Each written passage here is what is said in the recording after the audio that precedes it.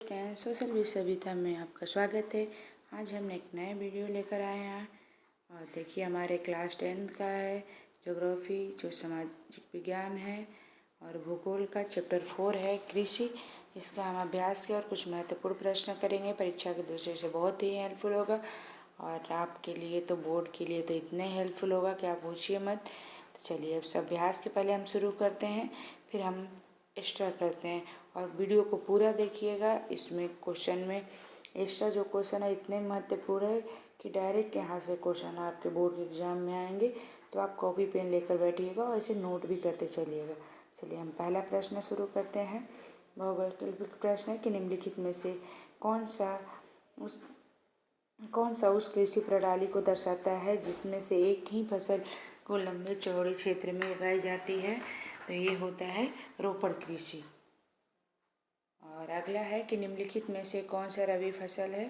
तो यहाँ पे देखिए चना हो गया। और हमारा अगला प्रश्न है कि इनमें से कौन सी एक फसल फलीदार फसल है। तो इसका आंसर जो हो गया हमारा कौन सा है फलीदार, तो दालें हो गया। और हमारा फोर्थ क्या होगा कि सरकार निम्नलिखित में से कौन सी फसल को सहायता देने के लिए करती है। तो न्यूनतम सहायता मूल्य। और ये देखिए यहाँ नीचे आंसर भी दिया हुआ है, तो आप मैच कर सकते हैं यहाँ से। ये देखिए आपके कि पहला, दूसरा का, तीसरा का और चौथा का।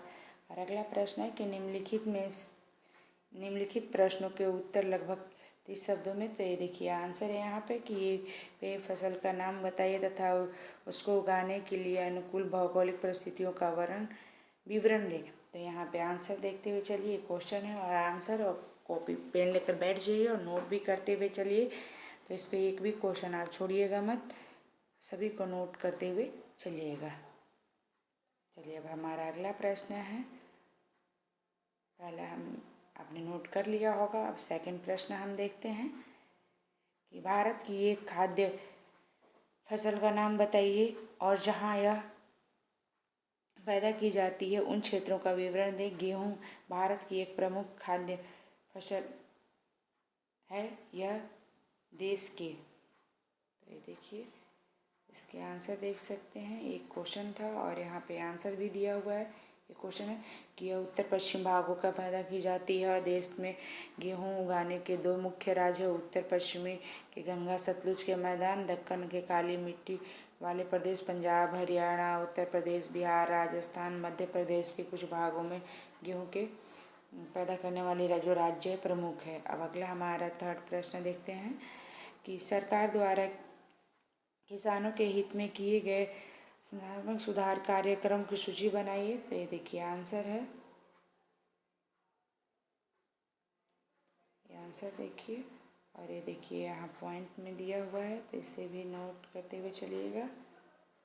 और ये देखिए जोतों की चकबंदी, जमींदार प्रथा की समाप्ति, अधिक उपजाऊ देने वाले बीजों द्वारा हरित क्रांति, पशुओं की नस्ल में सुधार कर दूध उत्पादन और श्वेत क्रांति। इस तरह से देखते हुए चलिए, 10 पॉइंट में दिया हुआ है।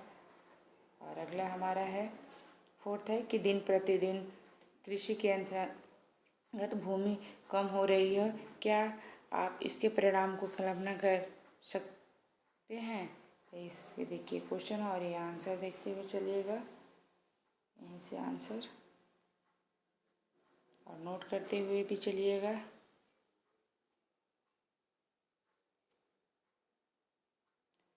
और हर एग्जाम के लिए भी हेल्पफुल है। और हमारा थर्ड प्रश्न है कि निम्नलिखित प्रश्नों को उत्तर दीजिए, लगभग 120 शब्दों में दीजिए। पहला प्रश्न है इसमें कि कृषि उत्पादन में वृद्धि सुनिश्चित करने के लिए सरकार द्वारा किए गए उपाय का सुझाव दीजिए। तो ये आंसर देखिए, यहाँ पे आंसर है,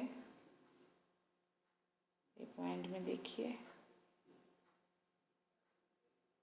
कि भारत में कृषि प्रधान देश है और देश में लगभग 60% से अधिक लोग को आजीविका प्रदान करने वाली कृषि में कुछ संस्थागत और प्रौद्योगिक सुधार किए गए हैं जो निम्न प्रकार के हैं। इस तरह से देखिए,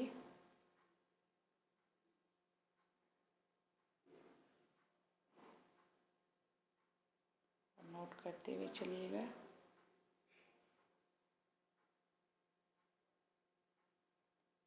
9 पॉइंट तक दिया हुआ है, 10 तक दिया हुआ है। एक पॉइंट नीचे था, दिखाई नहीं दिया।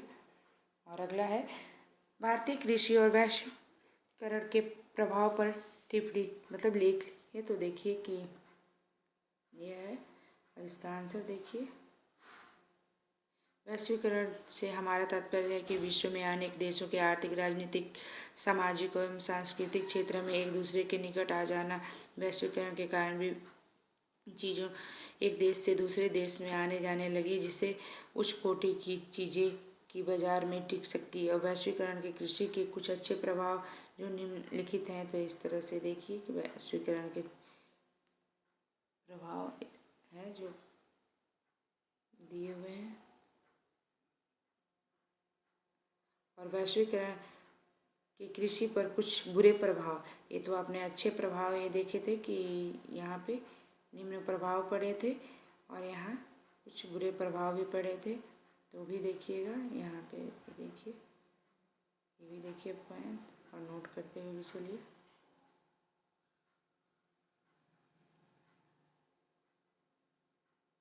देखिए कि 1990 के बाद वैश्वीकरण की तरह भारतीय किसानों को कई नई चुनौतियों का सामना करना पड़ा। और चावल, कपास, रबड़, चाय, कॉफ़ी, जूट, मसालों का मुख्य उत्पादन होने के बावजूद भारतीय कृषि विश्व के विकसित देशों में से स्पर्धा करने में असमर्थ, क्योंकि उन देशों में कृषि का अधिक सब्सिडी दी जाती थी। यदि भारतीय कृषि को सक्षम बनाना है तो छोटे किसानों को स्थिति सुधारनी होगी। अब देखिए अगला प्रश्न हमारा है कि चावल की खेती के लिए उपयुक्त भौगोलिक परिस्थितियों का वर्णन करें। और नीचे अब आंसर देखते जाइए इस तरह से।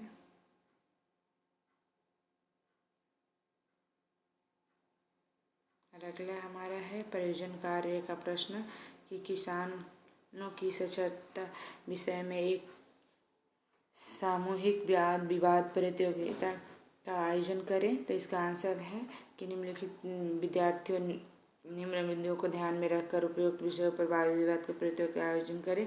तो भारत में साक्षरता दर किसान, इस तरह से पॉइंट आप कर सकते हैं। और ये देखिए भारत में मानचित्र में गेहूँ के उत्पादन क्षेत्र के दर्शाया गया है कि कहाँ पे गेहूँ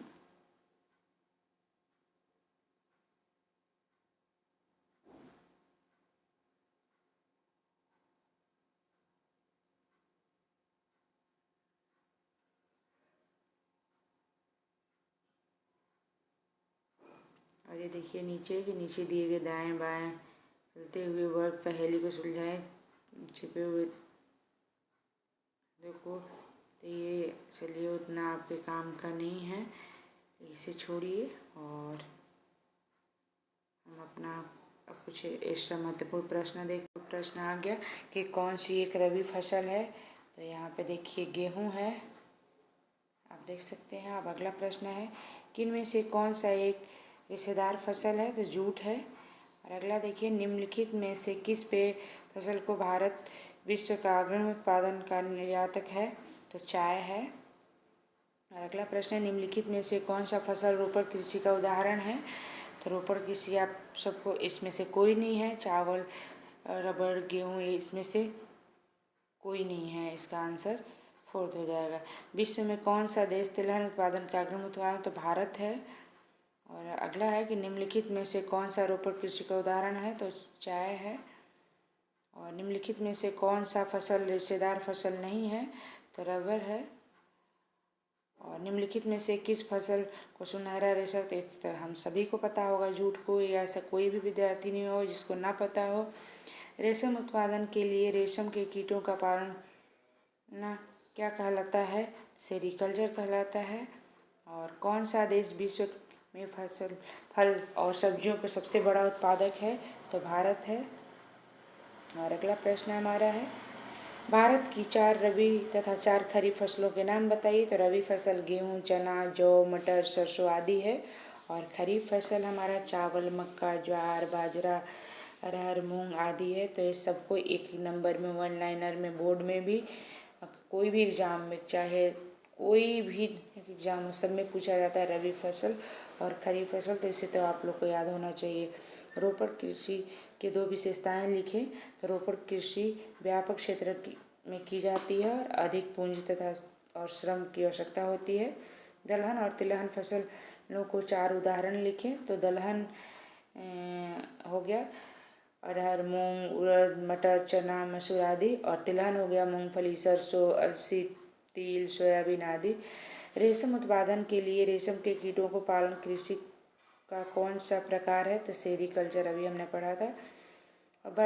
कर्तन और दहन कृषि के स्थान से कृषि विभिन्न देशों में किन किन नामों से जाना जाता है? तो मैक्सिको में तथा मध्य अमेरिका में मिल्पा, और वेनेजुएला में कोनुको, और ब्राज़ील में रोका, इंडोनेशिया में लद्दाख, और वियतनाम में रे, मध्य अफ्रीका में मसले।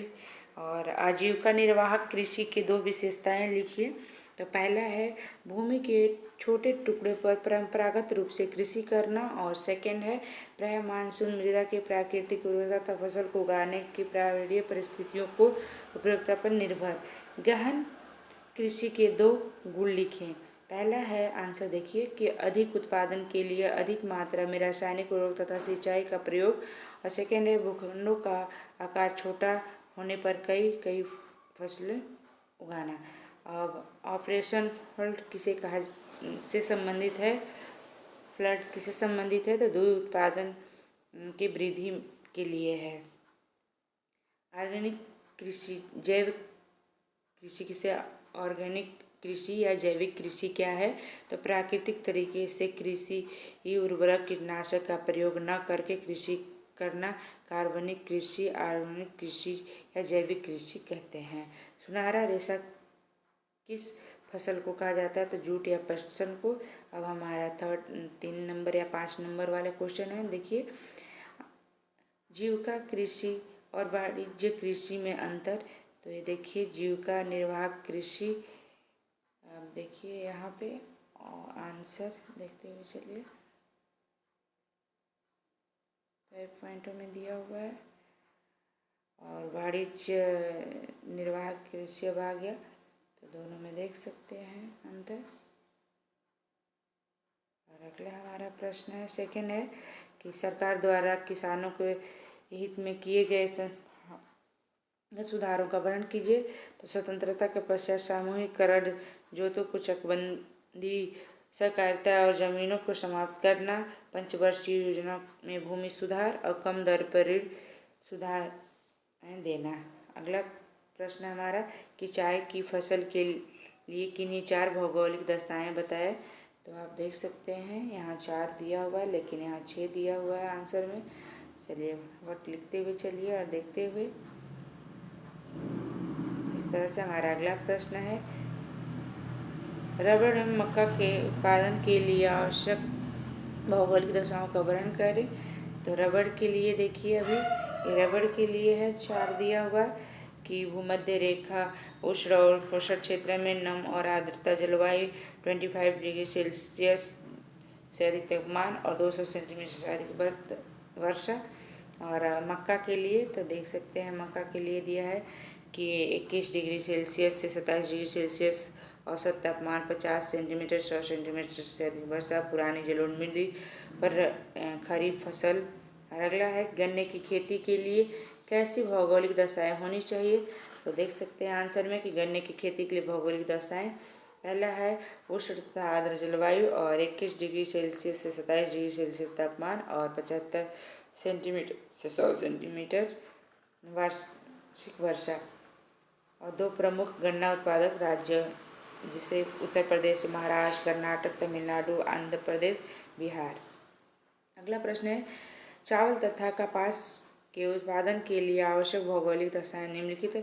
तो चावल के लिए देखिए यहाँ पे चावल के लिए दिया हुआ है, देख सकते हैं। और अगला हमारा कपास के लिए दिया हुआ है, ये देखिए हमारा कपास के लिए। और अगला प्रश्न है, भारत में उगाए जाने वाले 4 रेशेदार फसल के नाम लिखिए। इनमें से कौन सा रेशा सीधे फसल उगाने से प्राप्त नहीं होता है? इसके उत्पादन विधि और नाम बताइए। तो ये देखिए कपास, जूट, सन एवं प्राकृतिक रेशम। कपास, जूट, सन मृदा से में बोई जाती है और रेशम का उत्पादन रेशम के कीटों कोकिन से और रेशम के कीड़ों को पालना रेशम उत्पादन कहलाता है। और अगला प्रश्न है, भारत में गेहूं की खेती की किन्हीं 4 विशेषताओं को बताएं। तो इस तरह से देखिए, क्योंकि हम वीडियो इसलिए जल्दी कर रहे हैं कि वीडियो लंबा ना हो आप लोग के लिए। ये आंसर देखिए। हमारा अगला प्रश्न है कि भारतीय अर्थव्यवस्था में कृषि का क्या महत्व है। तो ये आंसर देखते हुए चलिए। ये हमारा प्रश्न है, यहाँ पे आंसर है। और वीडियो को पूरा देखेंगे तभी आपको पूरा समझ में आएगा और पूरा क्वेश्चन नोट कर पाएंगे, क्योंकि हमारा जो लास्ट में है वही हमारा सबसे महत्वपूर्ण प्रश्न है। सरकार द्वारा किसानों के हित में किए गए संस्थागत सुधारों के बारे में लिखिए। तो ये देखिए आंसर में हमारा ये आंसर हो गया और ये प्रश्न हो गया। और नोट करते हुए, ये 3 नंबर के 5 नंबर के क्वेश्चन है और सेम ऐसे ही आप भी एग्जाम में पॉइंट में ही लिखेंगे। पॉइंट में लिखेंगे तो आपको बहुत अच्छे नंबर मिलेंगे। पैराग्राफ में नहीं लिखना है, इसलिए पॉइंट में बताया गया। भारत में घटते